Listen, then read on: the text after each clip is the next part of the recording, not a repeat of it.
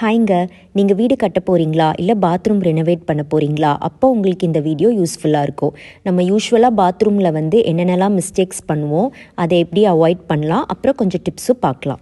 நீங்கள் பாத்ரூம்க்கு tiles choose பண்ணும்போது கண்டிப்பாக லைட் கலர் டைல்ஸ் சூஸ் பண்ணுங்கள். ரொம்ப டார்க் கலர் டைல்ஸ் சூஸ் பண்ணாதீங்க. சில பேர் ஷவர் ஏரியாவை ஹைலைட் பண்ணுறதுக்காக டார்க் கலர் டைல்ஸ் யூஸ் பண்ணுவாங்க. கண்டிப்பாக அப்படி பண்ணாதீங்க. இதில் 2 ரீசன் இருக்குது. ஒன்று டார்க் கலர் டைல்ஸ் உங்கள் பாத்ரூமை டார்க்காக காட்டும். லைட் கலர் டைல்ஸ் தான் பளிச்சுன்னு பிரைட்டாக காட்டும். இன்னொன்று என்னன்னாங்க, டார்க் கலர் டைல்ஸில் கண்டிப்பாக சால்ட் ஸ்டெயின் தெரியும். இப்போ பாருங்களேன், இந்த லெட்ஜுவாலில் கிரானைட் போட்டிருக்கோம். இந்த டைலில் சால்ட் ஸ்டெயின் தெரியல, ஆனால் இந்த பிளாக்ல தெரியுது. இப்போது நிறைய பேர் சென்டரில் அந்த ஃபிட்டிங்ஸ் இருக்க ஏரியா மட்டும் பிளாக் கலர் டைல் போடுவாங்க ஹைலைட் பண்ண. அப்படி பண்ணாதீங்க. கண்டிப்பாக சால்ட் ஸ்டெயின்ஸ் ரொம்ப விசிபிளாக தெரியும். So next water proofing. கண்டிப்பாக உங்கள் பாத்ரூம்ஸ்க்கெல்லாம் வாட்டர் ப்ரூஃபிங் கண்டிப்பாக பண்ணிவிடுங்க. பேஸ்லேயும் சரி, அந்த பாத்ரூம் சுற்று செவர் இருக்கு இல்லையா, அது ஒரு 1.5 அடிக்கு கண்டிப்பாக வாட்டர் ப்ரூஃப் பண்ணிவிடுங்க. ஏன்னா எங்களோட ப்ரீவியஸ் அப்பார்ட்மெண்ட்டில் வாட்டர் ப்ரூஃபிங் பண்ணாமல் டைல்ஸ் போட்டுட்டாங்க. ஸோ கீழ் வீட்டுக்கு வாட்டர் லீக்கேஜ் ஆகிடுச்சு. அதுக்கப்புறம் அந்த லீக்கேஜை சரி பண்ணுறதுக்கு நிறையா செலவானுச்சு. ஸோ கண்டிப்பாக நீங்கள் வாட்டர் ப்ரூஃபிங் குவாலிட்டியாக பண்ணிவிடுங்க. ஸோ அடுத்து என்னென்னா, ஸ்பேசர். டைல்ஸ் லே பண்ணும்போது பாத்ரூமில் ஸ்பேசர் போட்டு இப்பாக்சி ஃபில் பண்ணணும். ஏன்னா இப்பாக்சி ஃபில் பண்ணால் தான் தண்ணி லீக்கேஜ் ஆகாது. பேஸ் நம்ம தர டைல்ஸில் கண்டிப்பாக ஸ்பேசர் போட்டு இப்பாக்சி போடணும். நான் சொன்னேன் இல்லையா, எங்கள் ப்ரீவியஸ் அப்பார்ட்மெண்ட்டில் டைல்ஸ் போடும்போது ஸ்பேசரும் போடலை. அதில் ஸோ தண்ணி லீக்கேஜ் ஆகும்போது அவங்களால இப்பாக்சியும் ஃபில் பண்ண முடியல, கேப் இல்லாததுனால. ஸோ கண்டிப்பாக ஸ்பேசர் அண்ட் இப்பாக்சி மஸ்ட்டு. நிறைய பேர் என்ன பண்ணுவாங்கன்னா, தரையில் மட்டும்தான் ஸ்பேசர் போட்டு இப்பாக்சி போடுவாங்க. ஆனால் வால்ஸ்லேயும் ஸ்பேசர் போட்டு இப்பாக்சி போடுறது நல்லது. தண்ணி செவருக்கு கசியாது. சில பேர் ஒயிட் சிமெண்ட் ஃபில் பண்ணிடுவாங்க. அப்படி பண்ணால் தண்ணி லீக்கேஜ் ஆகும்னு எங்களுக்கு சொன்னாங்க. அதனால நாங்கள் இப்பாக்சி ஃபில் பண்ணோம். ஸோ அடுத்து சங்கன் ஸ்லாப். நம்ம ஃபஸ்ட் ஃப்ளோர் செகண்ட் ஃப்ளோரில் இருக்க பாத்ரூம்லாம் நார்மல் லெவலை விட கொஞ்சம் இறக்கி அந்த பாத்ரூம் தரத்தளத்தை மட்டும் கம்மியாக வச்சாதான் இந்த மாதிரி பைப்பெல்லாம் அடியில் போகிறதுக்கு இடம் கொடுக்க முடியும். அப்போ நம்ம பாத்ரூமை ஒரு 8 படி மாதிரி ஏறி போகாமல் நம்ம ஒரு 1.5 இன்ச்சு டவுன் பண்ணி இறங்கி போகிற மாதிரி இருக்கும். இப்போ நம்ம ஏற்கனவே கிரவுண்ட் ஃப்ளோர் மட்டும் ரொம்ப வருஷம் முன்னாடி கட்டின வீட்டில் ஃபஸ்ட் ஃப்ளோர் எடுக்கும்போது நம்ம அந்த மாதிரி பண்ண முடியாது. சங்கன் ஸ்லாப் போட்டிருக்க மாட்டாங்க. அதனால ஏறி போகிற மாதிரி தான் இருக்கும். ஆனால் இப்போ கட்டுற வீட்டில் அந்த மாதிரி பண்ணோன்னா நமக்கு தரத்தளத்தோட நம்ம ஹாலை விட ஒரு 1.5 இன்ச்சு பாத்ரூம் கம்மியாக இருக்கும். ஸோ இப்போ அடுத்து இப்போ ஃபஸ்ட் ஃப்ளோரில் நீங்கள் சங்கன் ஸ்லாப் போடுறீங்கன்னா, கிரவுண்ட் ஃப்ளோரில் கீழேயும் பாத்ரூம் இருந்தால் தான் அந்த சங்கன் உங்களுக்கு அசிங்கமாக தெரியாது. இதுவே அந்த சங்கன் ஹால்லையோ இல்லை ரூம்லேயோ இருந்துச்சுன்னா அந்த இடம் மட்டும் உங்களுக்கு கீழே இறங்கி இருக்கும் சீலிங். அப்போ நீங்கள் அதை மறைக்கிறதுக்கு ஃபால் சீலிங் பண்ணுற மாதிரி இருக்கும்.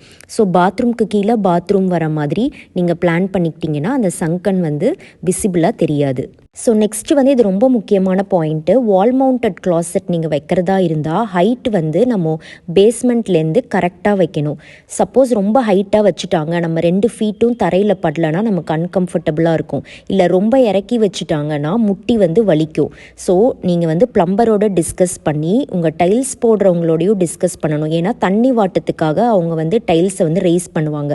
ஸோ 2 பேரும் வச்சு டிஸ்கஸ் பண்ணி கரெக்ட் ஹைட்டில் ப்ளேஸ் பண்ணணும். ஏன்னா ரொம்ப ஹைட்டாக ஃபிட் பண்ணிட்டாங்கன்னா அதை உடச்சி எடுத்து மாற்றிலாம் வைக்க முடியாது. வச்சாலுமே பயங்கர செலவாகும். இப்போ 2 ஃபீட்டுமே தரையில் படுற மாதிரி அவங்கக்கிட்ட ஸ்டாண்டர்ட் ஹைட் கேட்டுக்கோங்க. இப்போ எங்களுக்கே ஒரு பாத்ரூமில் கொஞ்சம் ஹைட்டாக வச்சுட்டாங்க. கொஞ்சம் டிப்பி டோஸ் மட்டும்தான் படுது. ஸோ அது நீங்கள் அந்த மிஸ்டேக் வராமல் நீங்கள் பார்த்துக்கோங்க. இதுவே ஃப்ளோர் மவுண்டட் கிளாசெட் உங்களுக்கு வைக்கும்போது இந்த ப்ராப்ளம் இருக்காது. ஸோ அடுத்து தண்ணி வாட்டம். நிறைய பேர் வீட்டில் பார்த்திங்கன்னா பாத்ரூமில் குளிக்கும்போது நம்ம காலுக்கிட்டே தண்ணி நிற்கும், சரியாகவே ட்ரெயின் ஆகாது.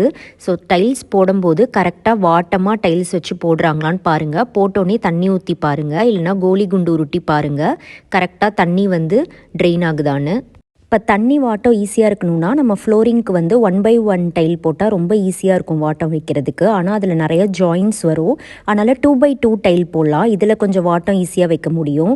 ஆனால் 2/4 டைல் போனீங்கன்னா வாட்டம் வைக்கிறது ரொம்ப கஷ்டம். வாலில் ஒட்டுற டைல்ஸ்க்கு கூட நீங்கள் 2/4 போட்டுக்கலாம், பார்க்குறதுக்கு நல்லாயிருக்கும். ஃப்ளோரில் ஒட்டுற டைல்ஸ்க்கு நீங்கள் 2/2 போய்க்கலாம். ஸோ நெக்ஸ்ட்டு பாத்ரூம் ஃப்ளோரிங்க்கு ஆன்டி ஸ்கிட் டைல்ஸ் சூஸ் பண்ணுறது தான். எய்தர் நீங்கள் மேட் டைல்ஸ் போகலாம், இல்லை மேட் டைல்ஸ்லேயே டெக்ஸ்சர்டாக இருக்கும். அது வந்து இன்னும் நிறையா க்ரிப்பு கொடுக்கும் வழுக்காமல் இருக்கிறதுக்கு. ஆனால் அதில் இருக்கிற ஒரு ட்ராபேக் வந்து அது க்ளீன் பண்ண கஷ்டமாக இருக்கும் டெக்ஸ்சர் இருக்கிறதுனால. ஸோ இது ரெண்டத்தில் நீங்கள் ஏதாவது ஒரு டைல் சூஸ் பண்ணிக்கலாம். ஸோ அதே மாதிரி வால்ஸ்க்கு பார்த்தீங்கன்னா க்ளாஸியும் இருக்குது, மேட்டும் இருக்குது. ரெண்டுமே ரொம்ப நல்லாயிருக்கும். மேட் டைல்ஸில் வந்து ஏகப்பட்ட டிசைன்ஸ் வெரைட்டிஸ் இருக்கும். பட் ஆனால் மேட் டைல்ஸ் சூஸ் பண்ணிங்கன்னா கொஞ்சம் க்ளீன் பண்ணுறது கஷ்டமாக இருக்கும். க்ளாஸி சூஸ் பண்ணிங்கன்னா க்ளீனிங் வந்து ஈஸியாக இருக்கும். நம்ம குளிக்கும்போது சோப்பு தெரிக்கிறதுனால அந்த சோப்ஸ் கம்ஸ்லாம் க்ளாஸி டைல்ஸில் ஈஸியாகவே போயிடும். So next wall tiles paste பண்ணும்போது நீங்கள் பேஸ்ட் சூஸ் பண்ணிங்கன்னா பெட்டர் க்ரிப் கிடைக்கும் சிமெண்ட்டோட வால் டைல்ஸ்ன்றதுனால. இன்னொன்று என்னென்னு பார்த்தீங்கன்னா 7 feet வரைக்கும் டைல்ஸ் கண்டிப்பாக ஒட்டுங்க. அது வரைக்கும் ஒட்டினா போதும். அதோட ஒட்டினா நமக்கு பட்ஜெட்டில் முடியும். இப்போ வந்து சீலிங் வரைக்கும் போகிறாங்க, அது வந்து நம்மளோட விஷ் தான். 7 feet ஒட்டினா பட்ஜெட்டில் முடியும். அதுக்கு மேலே போனோன்னா நமக்கு எக்ஸ்ட்ரா காஸ்ட் ஆகும். பட் ஆனால் 7 feet போதும். ஸோ நெக்ஸ்ட்டு பாத்ரூம் ஃபிட்டிங்ஸ் பார்க்கும்போது எஸ்எஸ் ஃபினிஷே போங்க. இந்த பிளாக் கலர், கோல்டு கலர் அதெல்லாம் போனீங்கன்னா, வேறு கலராக இருக்கிறது போனீங்கன்னா கண்டிப்பாக சால்ட் டெபாசிட் வந்து தெரியும். அந்த பிளாக் கலர் பைப்பில் அந்த ஒயிட் கலர் உப்புக்கரை வந்து பார்க்குறதுக்கு நல்லா இருக்காது. ஸ்டார்டிங்கில் நல்லாயிருக்கும், போக போக உப்பு ரொம்ப செடிமெண்ட் ஆகி பார்க்குறதுக்கு நல்லா இருக்காது. ஸோ எஸ்எஸ் ஃபினிஷ் போனீங்கன்னா அது வந்து நம்ம லெமன் தோலை வச்சு தேய்ச்சிட்டு நம்ம வந்து துணியால் தொடச்சா அப்படியே திருப்பி உப்புக்கரை இருந்தாலும் பலன்னு மாறிடும். அதனால் நீங்கள் இந்த மாதிரி கலர்ட் ஃபிட்டிங்ஸ் போகாமல் எஸ்எஸ் ஃபினிஷ் ஃபிட்டிங்ஸு போய்க்கோங்க.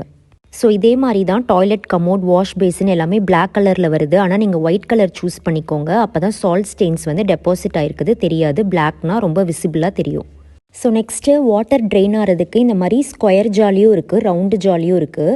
நம்ம ரவுண்டு ஜாலி வச்சோன்னா அந்த ஃபினிஷிங் வந்து நீட்டாக இருக்குது.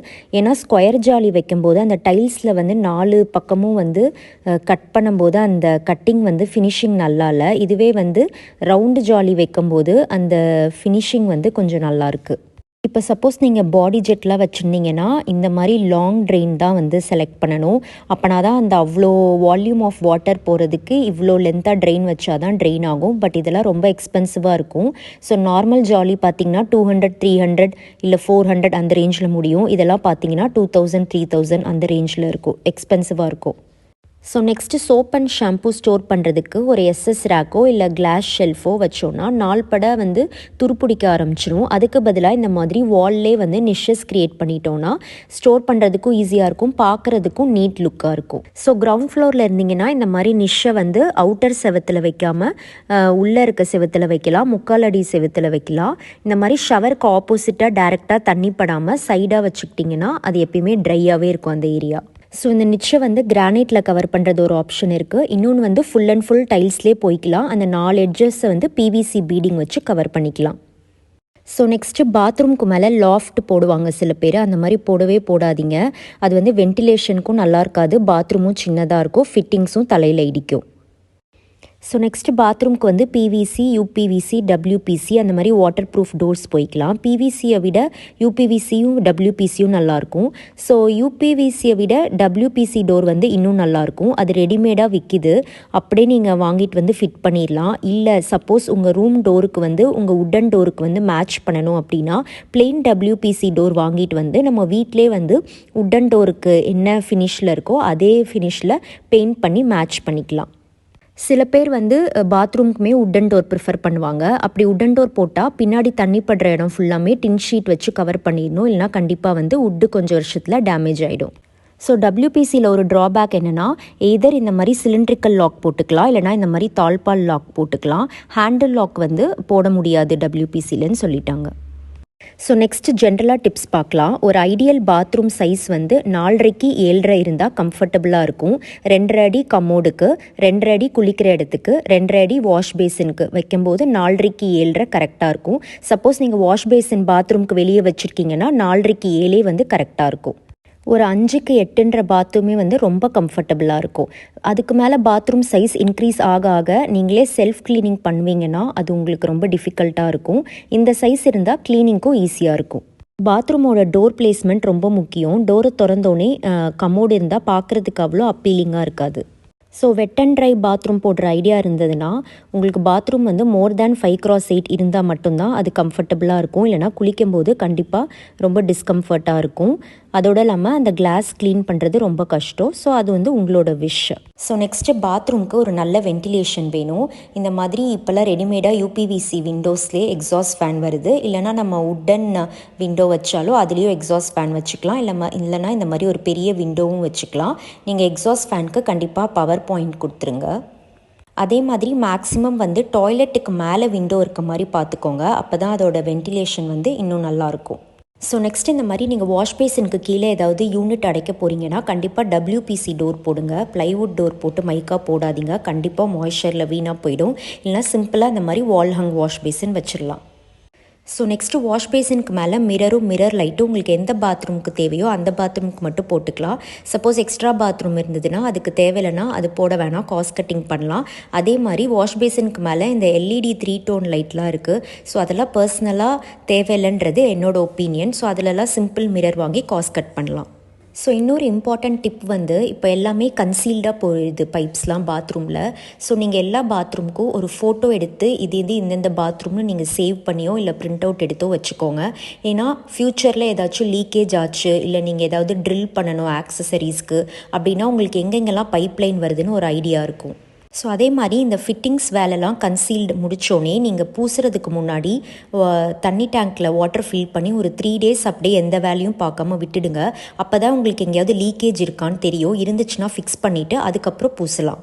இப்போ வந்து அவசரமாக உங்கள் வேலை முடிக்கணுன்றதுக்காக உடனே பூசுறேன்னு சொல்லுவாங்க பைப்பெல்லாம் வந்து கன்சீல் பண்ணி முடித்தோடனே. பட் ஆனால் அப்படி பூசினா நமக்கு சப்போஸ் லீக்கேஜ் இருந்தால் எந்த இடத்துலேருந்து லீக் ஆகுதுன்னு தெரியாது. ஸோ கண்டிப்பாக 3 to 4 days எந்த வேலையும் பார்க்காம விட்டுடுங்க. தண்ணி லீக்கேஜ் இருந்தால் கண்டுபிடிச்சிருங்க. ஏன்னா இது பெரிய தலைவலி, நமக்கு எங்கேருந்து லீக் ஆகுதுன்னே கண்டுபிடிக்க முடியாது. இப்போ நீங்கள் ஏதாவது ஒரு பாத்ரூமில் இந்தியன் கமோடு வச்சுக்கலாம். அதான் நம்மளோட ஹெல்த்துக்கு வந்து ரொம்ப நல்லது. இல்லை சில பேர் வீட்டில் பார்த்தீங்கன்னா ஒரே பாத்ரூம்லேயே இந்தியன் கமோடும் வச்சுருப்பாங்க, வெஸ்டர்ன் கமோடும் வச்சுருப்பாங்க. ஸோ அந்த மாதிரி நீங்கள் யூஸ் பண்ணிக்கலாம். ஸோ நெக்ஸ்ட்டு இப்போலாம் வந்து பாத்ரூமில் ஹீட்டர் மறைக்கிறதுக்காகவும் ரெயின் ஷவர் போடுறதுக்காகவும் ஃபால் சீலிங் போடுறாங்க. ஸோ என்னோடய பர்சனல் ஒப்பீனியன் வந்து இது அன்னெசரி காஸ்ட்டு தான். ஸோ ரெயின் ஷவர்லாம் வேணும்னா நமக்கு வந்து ப்ரெஷர் மோட்டர் வேணும், பெரிய ட்ரெயின் வேணும், எல்லாமே எக்ஸ்ட்ரா காஸ்ட்டு தான், தேவையில்லை. ஆக்சுவலி இன்னும் கொஞ்சம் விஷயம் இருக்குது. டேப் ஃபிட்டிங்ஸில் மிக்சர் வாங்கலாமா, டைவர்ட்டர் வாங்கலாமா, வெஸ்டர்ன் டாய்லெட்டில் ரிம்லெஸ் வாங்கலாமா, ரிம் இருக்கிறது வாங்கலாமா, ஸ்கொயர் ஷேப்பாக, ரவுண்ட் ஷேப்பாக, ஃப்ளஷ் டைப் எப்படி வாங்கலாம், டைல் பேட்டர்ன் எப்படி சூஸ் பண்ணலாம், இதெல்லாம் உங்களுக்கு வேணும்னா சொல்லுங்கள், நான் அடுத்த வீடியோவில் போடுறேன். இவ்வளோ நேரம் இந்த வீடியோவை பொறுமையாக பார்த்ததுக்கு ரொம்ப நன்றி. உங்களுக்கு இந்த வீடியோ யூஸ்ஃபுல்லாக இருந்தால் கீழே கமெண்ட் பண்ணுங்கள். தேங்க்ஸ் ஃபார் வாட்சிங்.